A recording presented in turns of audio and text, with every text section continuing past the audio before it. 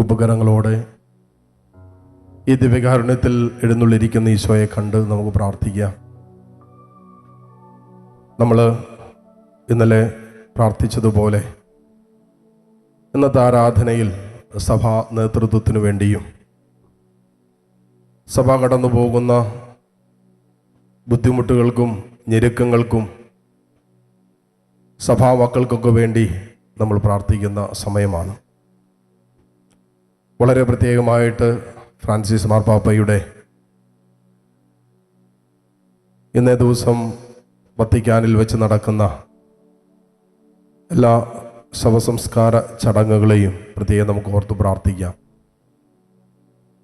പുതിയ സഭയുടെ നേതൃത്വ നിരയിലേക്ക്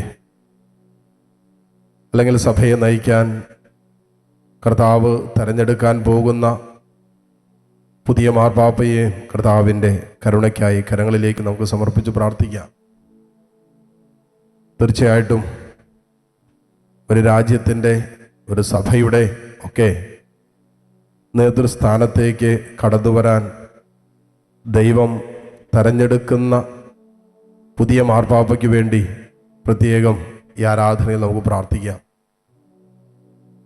ഒത്തിരിയേറെ സങ്കടങ്ങളുടെയും സംഘർഷങ്ങളുടെയും ഒക്കെ കാലഘട്ടത്തിലൂടെ സഭ കടന്നുപോയിക്കൊണ്ടിരിക്കുകയാണ്. ഒത്തിരിയേറെ ദൈവമക്കൾ ലോകത്തിൻ്റെ പല കോണുകളിൽ ഈശോയിലുള്ള വിശ്വാസത്തെ പ്രതി, ഈശോയിലുള്ള സ്നേഹത്തെ പ്രതി സഹിക്കേണ്ടി വരുന്ന, രക്തം ചിന്തേണ്ടി വരുന്ന, ജീവിതം ബലിയായി നൽകേണ്ടി വരുന്ന ഒരു കാലഘട്ടത്തിൻ്റെ നടുവിലാണ് സഭ കടന്നു പോകുന്നത്. സഭയുടെ ശുശ്രൂഷകളും സഭയുടെ ദൈവാലോചനയുമായി ബന്ധപ്പെട്ടുള്ള തീരുമാനങ്ങൾക്കെതിരെ ലോകത്തിൻ്റെ പ്രവണത ഭാരത്താലും അസ്വസ്ഥതകളാലും സഭയെ പല രീതിയിൽ താറടിക്കുകയും സഭാ ശുശ്രൂഷകൾക്കെതിരെ പല രീതിയിൽ അസ്വസ്ഥതകളൊക്കെ ഉണ്ടാക്കുന്ന ഒരു കാലഘട്ടത്തിലൂടെ കടന്നു പോവുകയാണ്.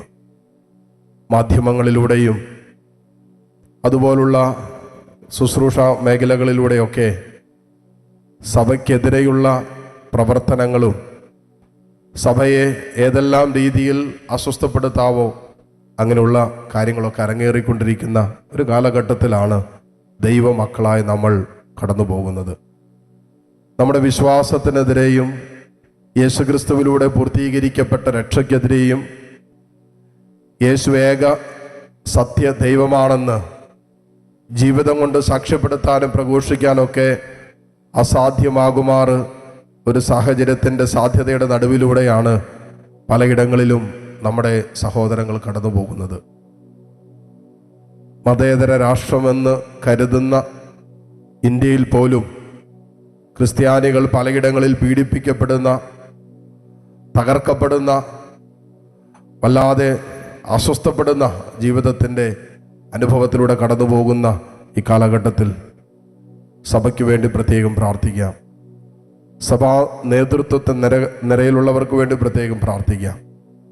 ഒരുപക്ഷെ ഇന്നലകളിൽ സഭാ നേതൃത്വത്തിന് വന്നുപോയിട്ടുള്ള വീഴ്ചകൾ മൂലം വിശ്വാസത്തിൽ നിന്നും സഭയിൽ നിന്നും ഈശോയോടുള്ള ബന്ധത്തിൽ നിന്നൊക്കെ അകന്നുപോയ അനേകം മക്കളുണ്ടാകാം. പക്ഷെ നമ്മുടെ കുടുംബങ്ങളിൽ പോലും ഉണ്ടാകാം.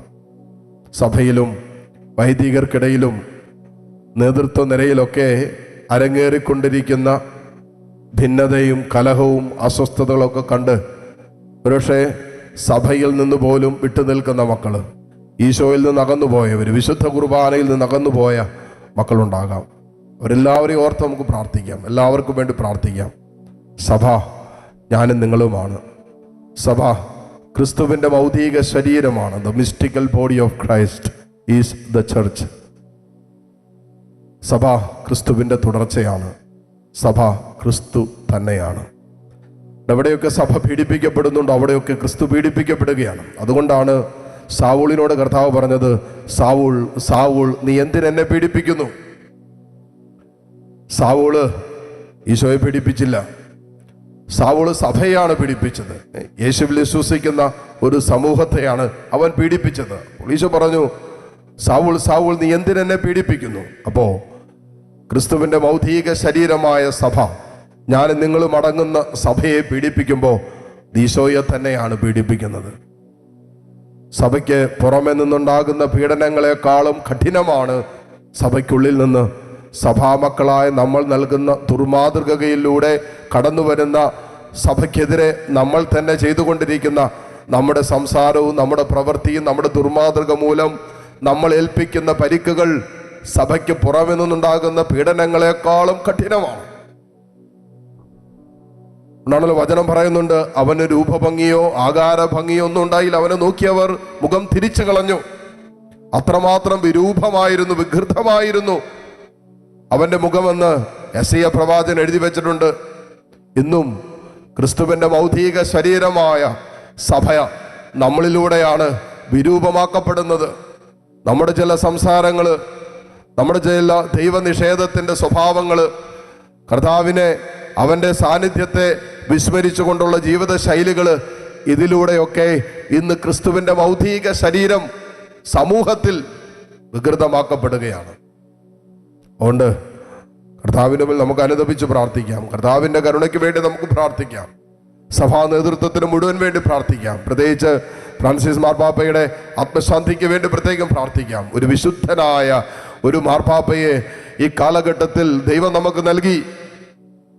മറ്റൊരു വിശുദ്ധനായ മാർപ്പാപ്പയെ സ്വർഗം നമുക്കായി തരണമേ എന്ന് പ്രാർത്ഥിക്കാം. ഈ ദിവസങ്ങളിൽ കോൺക്ലേവ് കൂടി കർദിനാൾമാർ ഒരുമിച്ചിരുന്ന് പരിശുദ്ധാത്മാവിന്റെ സ്വരത്തിന് വേണ്ടി സഭയെ നയിക്കാൻ പുതിയ ഒരു തലവന് വേണ്ടി പ്രാർത്ഥിക്കുമ്പോൾ ആത്മാവിന്റെ പ്രചോദനമുണ്ടാകാൻ, ഈ കാലഘട്ടത്തിന്റെ നവീനമായ സവിശേഷതകളെ മനസ്സിലാക്കിക്കൊണ്ട് സുവിശേഷത്തിന് പ്രാധാന്യം കൊടുക്കുന്ന, യേശുക്രിസ്തുവിലൂടെ സ്വർഗം നൽകിയ രക്ഷയ്ക്ക് പ്രാധാന്യം നൽകുന്ന, ദൈവമക്കളുടെ വീണ്ടെടുപ്പിനും ആത്മരക്ഷയ്ക്കും പ്രാധാന്യം നൽകുന്ന, എല്ലാവരെയും ചേർത്ത് പിടിക്കുന്ന ഒരു സഭയുടെ നേതൃത്വത്തിന് വേണ്ടി നമുക്ക് പ്രാർത്ഥിക്കാം. കർത്താവേ, സഭയുടെ മേൽ നിന്റെ കരുണ വർഷിക്കണമേ എന്ന് പ്രാർത്ഥിക്കുന്നു. ലോകമെമ്പാടും വരുന്ന ഈ ആരാധനയിൽ പങ്കെടുത്ത് പ്രാർത്ഥിച്ചു കൊണ്ടിരിക്കുന്ന അനേകം മക്കളുണ്ട്.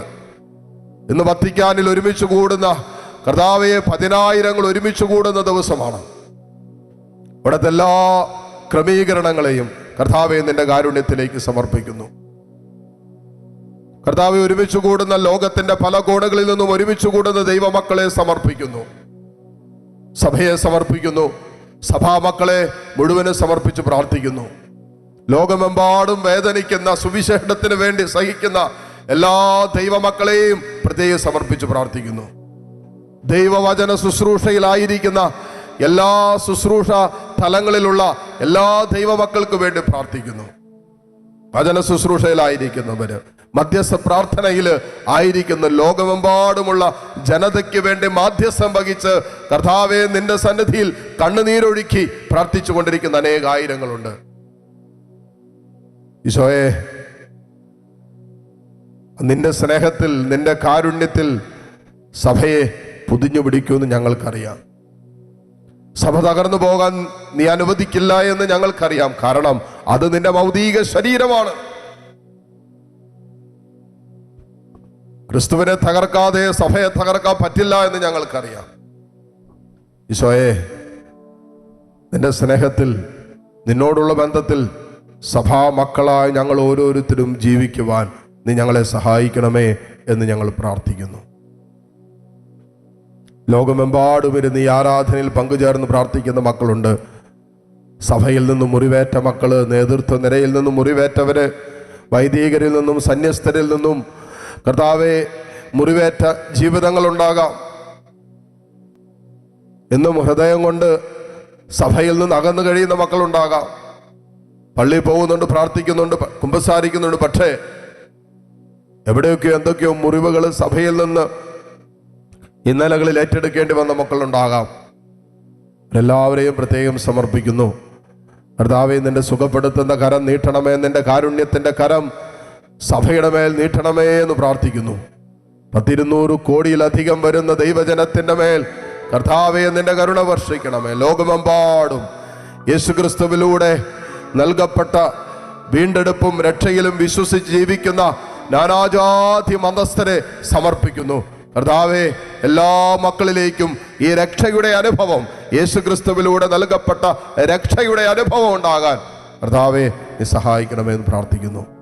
കരങ്ങൾ രണ്ടും ഈശോയിലേക്ക് നീട്ടിപ്പിടിച്ച് നമ്മുടെ കുടുംബാംഗങ്ങൾ, നമ്മൾ അറിയുന്നവര്, വിശ്വാസത്തിൽ വ്യതിചലിച്ചു പോയവര്, നിരീശ്വരത്വത്തിലേക്കും തെറ്റായ വിശ്വാസ സംഹിതകളിലേക്കും ഒക്കെ കടന്നു പോയവര് എല്ലാവരെയും നമുക്ക് സമർപ്പിച്ച് പ്രാർത്ഥിക്കാം. ലോകമെമ്പാടും പീഡിപ്പിക്കപ്പെട്ടുകൊണ്ടിരിക്കുന്ന നമ്മുടെ സഹോദരങ്ങൾക്ക് വേണ്ടി പ്രത്യേകം പ്രാർത്ഥിക്കാം. ക്രൈസ്തവ ജനതയെ മുഴുവനും പ്രത്യേകം കർത്താവിൻ്റെ കാരുണ്യത്തിലേക്ക് സമർപ്പിക്കാം. കർത്താവെ, നേതൃത്വ നിരയെ പ്രത്യേകം സമർപ്പിക്കുന്നു. പലയിടങ്ങളിലും നേതൃത്വത്തിന് തെറ്റുപറ്റിയത് മൂലം നഷ്ടപ്പെട്ടു പോയ ദൈവമക്കളെ ഓർത്ത് കർത്താവെ മാപ്പ് യാചിച്ച് ഈ നിമിഷം ഞാൻ പ്രാർത്ഥിക്കുന്നു. കരുണ കാണിക്കണമേ എന്ന് പ്രാർത്ഥിക്കുന്നു. സഭയുടെ മേൽ നിന്റെ കരുണ വർഷിക്കണമേ, സഭാ മക്കളുടെ മേൽ നിന്റെ കരുണ വർഷിക്കണമേ എന്ന് പ്രാർത്ഥിക്കുന്നു. ഈശോയെ, നിന്നോട് ചേർന്നിരിക്കുവാൻ തക്കവിധത്തിലുള്ള ഒരഭിഷേകം തരണമേ.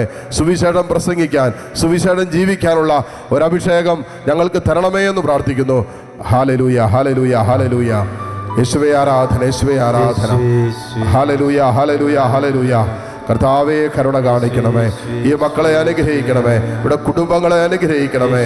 യേശു ക്രിസ്തുവിലൂടെ സ്വർഗം നൽകിയ രക്ഷയെ അനുഭവിക്കാൻ ഈ സമൂഹത്തെ നീ അനുവദിക്കണമേ. Hallelujah, hallelujah, hallelujah.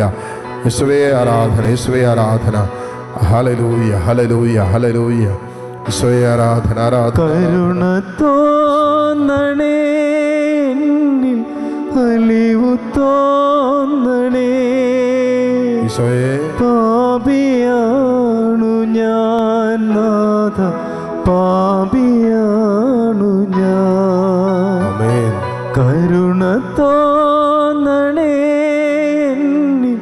അലിവു തോന്നണേ. പാപിയാണു ഞാൻ നാഥ, പാപിയാണു ഞാൻ. കരുണ തോന്നണേ, അലിവു തോന്നണേ. പാപിയാണു ഞാൻ നാഥ, പാപിയാണു ഞാൻ. മുട്ടുകുത്തി നിൽക്കാൻ സാധിക്കുമെങ്കിൽ മുട്ടുമേലായിരിക്കാം. ദിവ്യകാരുണ്യ ഈശോ നമ്മളെ ആശീർവദിക്കുന്ന സമയമാണ്. നിങ്ങളുടെ നിയോഗങ്ങളെ, പ്രാർത്ഥനാ വിഷയങ്ങളെ എല്ലാം ഈ അൾത്താരയ്ക്ക് മുമ്പിൽ സമർപ്പിക്കാം. കർത്താവേ, ഹൃദയം വിങ്ങുന്ന അനുഭവത്തിലൂടെ വല്ലാതെ വേദനിക്കുന്ന മക്കൾ ഇതിനകത്തുണ്ട്, വല്ലാതെ അസ്വസ്ഥപ്പെടുന്ന മക്കൾ ഇതിനകത്തുണ്ട്. ഈശോയെ, നിന്റെ കരുണ വർഷിക്കണമേ എന്ന് പ്രത്യേകം പ്രാർത്ഥിക്കുന്നു. ഈ ആശീർവാദത്തിൻ്റെ സമയത്ത് നിങ്ങളുടെ നിയോഗങ്ങളെ സമർപ്പിക്കുന്നതോടൊപ്പം ഇന്ന് സായാഹ്നത്തിൽ റൂമിലേക്ക് ഒരു ധ്യാനത്തിന് വേണ്ടി ഞാൻ യാത്രയാകുകയാണ്. എൻ്റെ യാത്രകളിലും റൂമിലുള്ള ശുശ്രൂഷകളിലും പ്രത്യേകം ദൈവിക സംരക്ഷണം ഉണ്ടാകാനും കർത്താവിൻ്റെ സാന്നിധ്യം അനുഭവിക്കാനൊക്കെ നിങ്ങളുടെ പ്രത്യേകം പ്രാർത്ഥന യാചിക്കുന്നു. കർത്താവിൻ്റെ കരുണയ്ക്ക് വേണ്ടി നമുക്ക് ഒരുമിച്ച് പ്രാർത്ഥിച്ചുകൊണ്ട് ഈശോയുടെ ആശീർവാദം നമുക്കിപ്പോൾ സ്വീകരിക്കാം. Hallelujah, hallelujah, hallelujah.